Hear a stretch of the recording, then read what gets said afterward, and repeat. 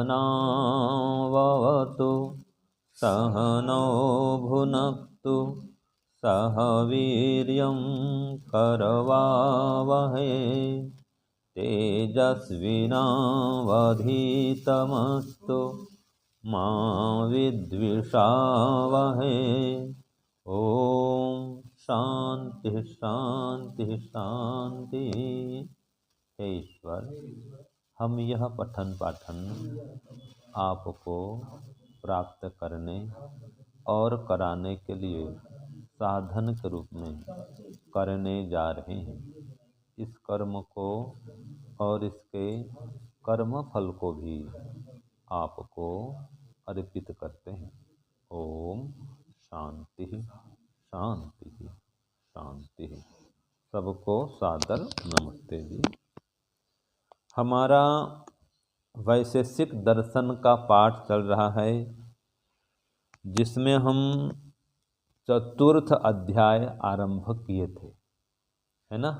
चतुर्थ अध्याय का प्रथम आहनिक, उसमें हमने पढ़ा था नित्य किसे कहते हैं।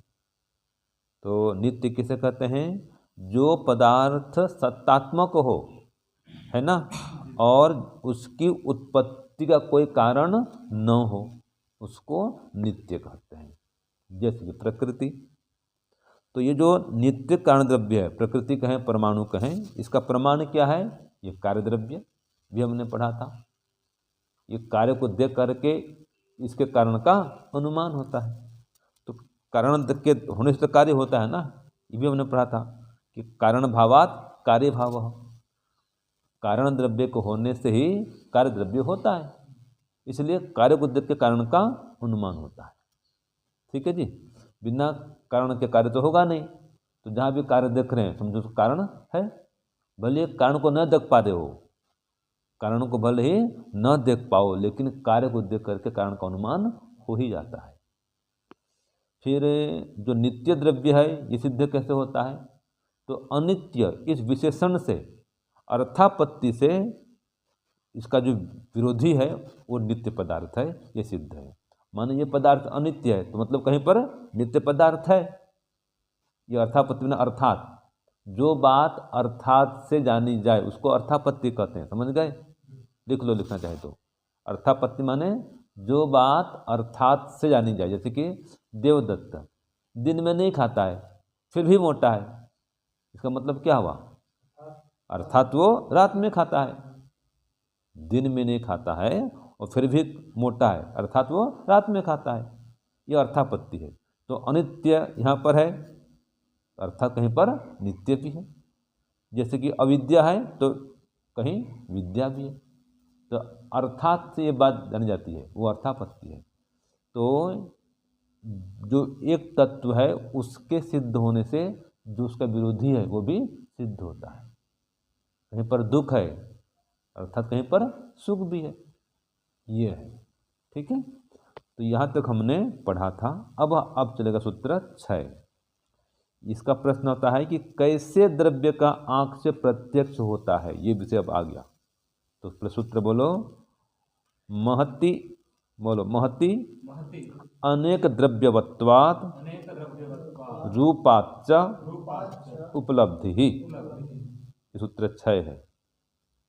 तो अब ये देखो, ये कहा दिया भूमिका में, जो कारणों का कारण है उसका जो कार्य है उसको देखकर उसका अनुमान हम करते हैं।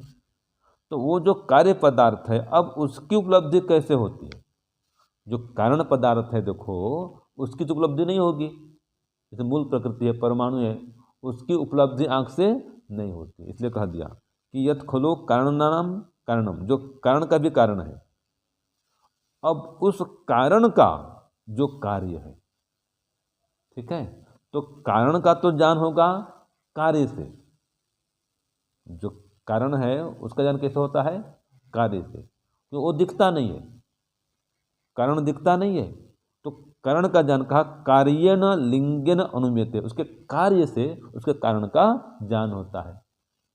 तो अब वो जो कार्य पदार्थ है वो कह रहा है कार्य से उपलब्धि, वो कार्य पदार्थ की उपलब्धि कैसे होगी, उसका प्रत्यक्ष कैसे होगा? ठीक है। तो अब यह आ रहा है कि उनका प्रत्यक्ष आँख से होता है, जो कार्य पदार्थ हैं।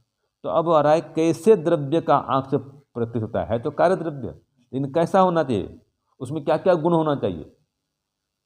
ठीक है, कैसा कार्य पदार्थ हो जो कि आँख से प्रत्यक्ष होगा उसका।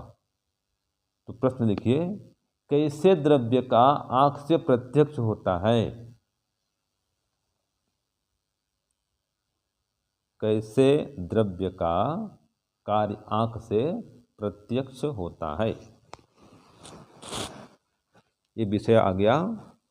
अब कार्य द्रव्य का माने क्या क्या गुण होना चाहिए, कार्य पदार्थ में क्या क्या गुण होना चाहिए जिससे कि उसका प्रत्यक्ष होवे। ये भी लिख सकते हैं आप समझने के लिए ब्रैकेट में। कार्य पदार्थ में क्या क्या विशेषताएं होनी चाहिए जिससे कि उसका प्रत्यक्ष हो। ठीक है, ये समझने के लिए है, जिससे उसका प्रत्यक्ष हो। हाँ, जिससे उसका प्रत्यक्ष हो, जिससे उसको जाना जाए, है ना। तो कार्य पदार्थ में क्या क्या विशेषताएं होनी चाहिए जिससे उसको जाना जाए, जिससे उसका प्रत्यक्ष हो। वही है, खाली कहने का ढंग मैंने बदल दिया। उत्तर एक ही है, तो सूत्र क्या है उत्तर में, महति अनेक द्रव्यवत्वात् रूपाच उपलब्धि। देखो पहले कहा महति, तो महत परिमाण वाला होना चाहिए। महति माने वो महत परिमाण हो, महान परिमाण हो। और अनेक द्रव्यवत्वात्, अनेक कारण द्रव्यों से उत्पन्न होता हो।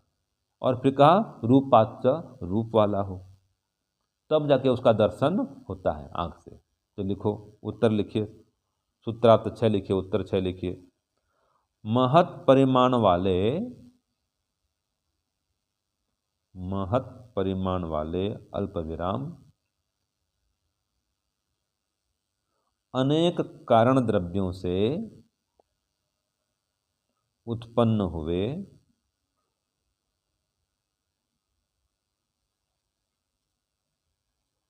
अनेक कारण द्रव्यों से उत्पन्न हुए, लिखे आगे लिखिए, और रूप गुण वाले, और रूप गुण वाले कार्य द्रव्य का, कार्य द्रव्य का आँख से प्रत्यक्ष होता है, आँख से प्रत्यक्ष होता है।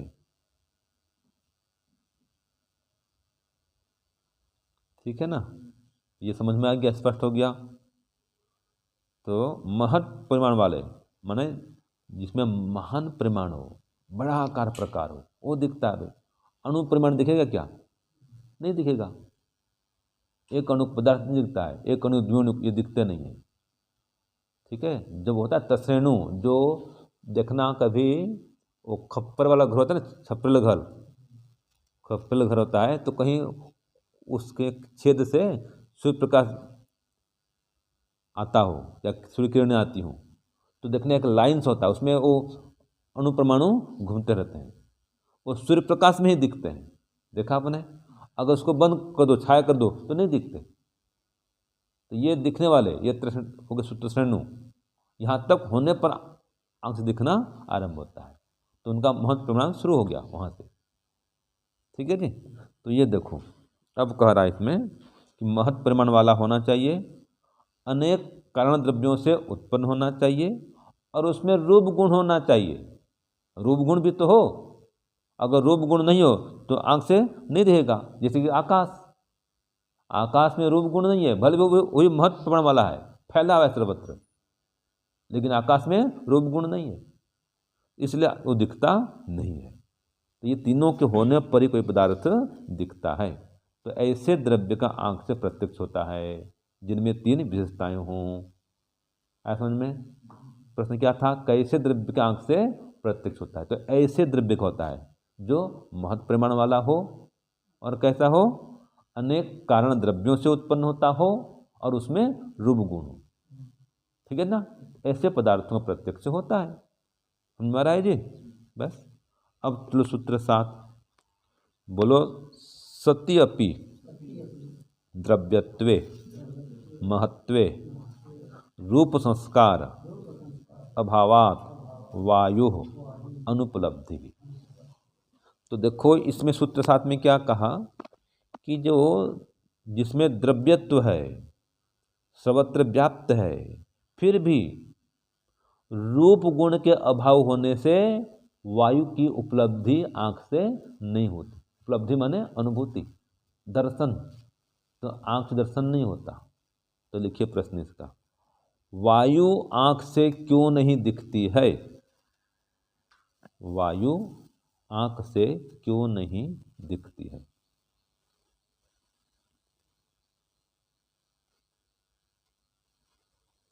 ठीक है, तो ये प्रश्न आया था ऊपर में कि भाई पृथ्वी आदि सारे पदार्थ तो दिखते हैं, जल भी दिखता है, बर्फ भी दिखता है, लेकिन ये जो वायु के कण हैं या वायु तत्व है वो क्यों नहीं दिखता है? वायु का दर्शन आँख से क्यों नहीं होता? तो ये उत्तर दे रहा है, भी लिखो। सूत्रार्थ 7, वायु में अनेक द्रव्य, ब्रैकेट में लिखो परमाणु, और महत् परिमाण। वायु में अनेक द्रव्य, ब्रैकेट में परमाणु, और महत् परिमाण होने पर भी रूप गुण का अभाव होने से, रूप गुण का अभाव होने से वायु आँख से नहीं दिखती है। रूप गुण का अभाव होने से वायु आँख से नहीं दिखती है। तो स्पष्ट हो गया, सरल है। तो क्या कहा इसमें, भले ही वायु में अनेक द्रव्यत्व है ना, अनेक परमाणु इसमें हैं, ऐसा नहीं है, और महत् परिमाण वाला भी है विशाल आकार वाला, सब जगह फैला है देखो वायु, फिर भी रूप गुण नहीं है जी। तो रूप संस्कार अभावात्, यहाँ संस्कार माने गुण, तो रूप गुण के अभाव होने से उसकी अनुपलब्धि होती है, अर्थात वो आँख से नहीं दिखती है। तो जैसे कि पृथ्वी है, पृथ्वी की उपलब्धि होती है क्योंकि उसमें रूप गुण है, ठीक है ना। तो इसलिए वो ये सभी पदार्थ, जैसे मुख्य क्या है, अग्नि का रूप गुण है, लेकिन अग्नि से ये सब गुण वो लिए हैं, उधार लिए हैं एक प्रकार से। जल में भी रूप गुण है, पृथ्वी में भी है, तो है तो अग्नि का, लेकिन अग्नि से क्या लिए, वो उधार लिए समझ लो, इसलिए वो सारे पदार्थ दिखते हैं। और बाकी जो दो हैं, वायु और आकाश, इनमें है ही नहीं, न तो उधार लेते हैं उनसे, संभव नहीं वो, इसलिए वो दिखते नहीं। ठीक है, ये हो गया सूत्र आपका 7। अब लिख लो सूत्र 8। तो वायु की तो उपलब्धि नहीं होती है ना, रूप गुण का उसमें अभाव होने से। तो अब आ रहा है, तो रूप गुण क्यों दिखता है आंख से, ये प्रश्न आएगा। सूत्र 8 का प्रश्न लिखो व सूत्र बोलो। सूत्र बोलो, अनेक द्रव्य समवायात रूप विशेषाच रूप उपलब्धि ही। तो रूप की उपलब्धि कैसे होती है, ये कह रहा है। देखो प्रश्न इसका, रूप गुण आंख से क्यों दिखता है? रूप गुण आंख से क्यों दिखता है? कितना अच्छा विषय, तो साइंस से पढ़ा है ना, विज्ञान है ना, अच्छा विषय चल रहा है। रूप गुण क्यों दिखता है, ये सामान्य बात नहीं है। हाँ दिखता है, दिखता नहीं, क्यों दिखता है भाई? मोबाइल क्यों देख रहे हैं, ये दीवार क्यों दिख रहा है, मकान क्यों दिख रहा है, नदी नाले पर्वत पहाड़ पेड़ पौधे पशु पक्षी क्यों दिख रहे हैं, है ना। तो इन सब में रूप गुण है ना, ये रूप गुण क्यों दिखता है, ये प्रश्न है। तो उत्तर लिखो, रूप संस्कार वाले, रूप संस्कार वाले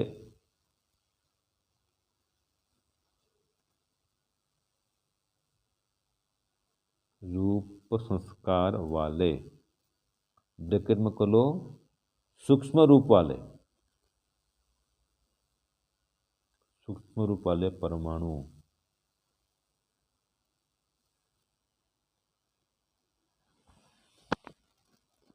ये सूत्र 9 का लिख रहे हैं, ठीक है जी। 8 का लिख रहे हैं कि हाँ 8 का लिख रहे हैं।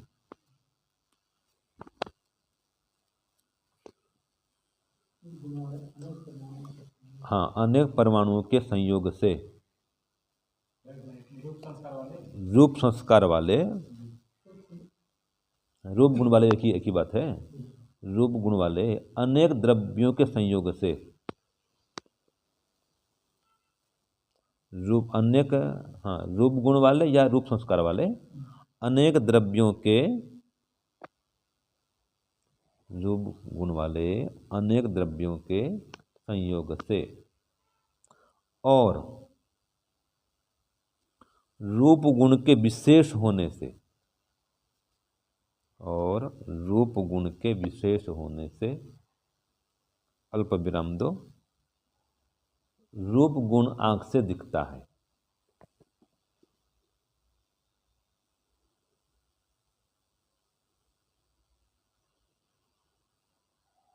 ठीक है, तो जिसमें रूप गुण का संस्कार हो और अनेक द्रव्यों के संयोग से बना हुआ हो, ठीक है, और उसमें रूप गुण विशेष हो, रूप है ही नहीं तो कहाँ दिखेगा वो, तो इतने तत्व होने पर कोई पदार्थ दिखता है या रूप गुण दिखता है, तो उसमें सूक्ष्म रूप तो होना चाहिए, रूप गुण का संस्कार होना चाहिए, रूप संस्कार होना चाहिए और अनेक द्रव्यों के संयोग से बनने वाला होना चाहिए। ठीक है जी, हाँ, और फिर उसमें खुद का भी रूप गुण विशेष होना ही चाहिए, मनुष्य में रूप गुण होना चाहिए, रूप गुण है नहीं तो कहाँ दिखेगा, जैसे वायु उसमें रूप गुण नहीं है, आकाश रूप गुण नहीं है, नहीं दिखता वो। तो इस प्रकार से क्या लिखे, रूप संस्कार वाले ब्रैकेट में सूक्ष्म रूप वाले अनेक द्रव्यों के संयोग से, है ना, और रूप गुण विशेष होने से रूप गुण आंख से दिखता है। हो गया, जैसे कि पृथ्वी, जल, अग्नि, लिख लो ब्रैकेट में कर दो, जैसे कि पृथ्वी, अग्नि, जल, इनमें रूप गुण विशेष होने से ये सब आंख से दिखते हैं, या इनकी आंख से उपलब्धि होती है ना। जैसे कि अग्नि, पृथ्वी, अग्नि और जल, इनमें रूप गुण विशेष के होने से ये आंख से दिखते हैं या आंख से इनकी उपलब्धि होती है। हो गया स्पष्ट इतना? हाँ, अब अंतिम चलते हैं सूत्र 9। सूत्र बोलिए पहले, तेन रस गंध स्पर्शेषु ज्ञानम व्याख्यातम। तो प्रश्न 9 लिखिए इसका, गंध, रस और स्पर्श, गंध, रस और स्पर्श गुणों का ज्ञान, गंध, रस और स्पर्श गुणों का ज्ञान कैसे होता है?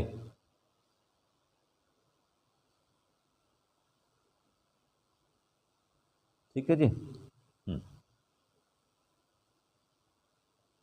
तो कैसे होता है, उत्तर लिखो इसका।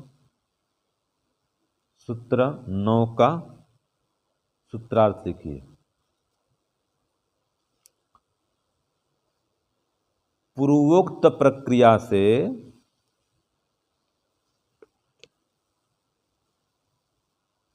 अर्थात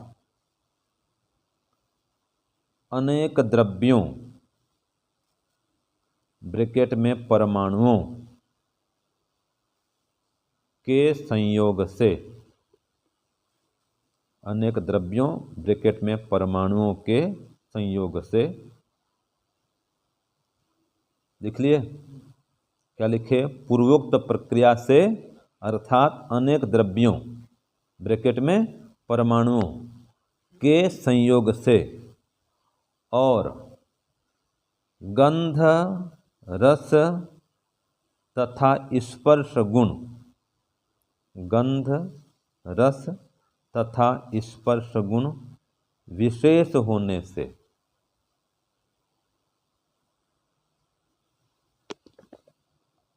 विशेष होने से अल्प विराम दो। गंध रस और स्पर्श गुणों का, स्पर्श गुणों का, गंध रस और स्पर्श गुणों का नासिका, रसना तथा त्वक इंद्रिय से, नासिका, रसना तथा त्वक इंद्रिय से ज्ञान होता है। ऐसा समझना चाहिए, ऐसा समझना चाहिए।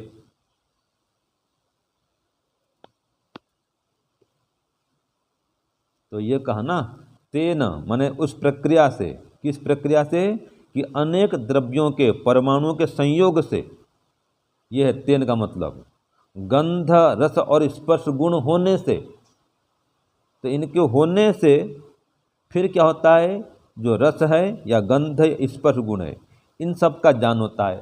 तो किनसे होता है, देखो, गंध का ज्ञान किससे होगा, नासिका से।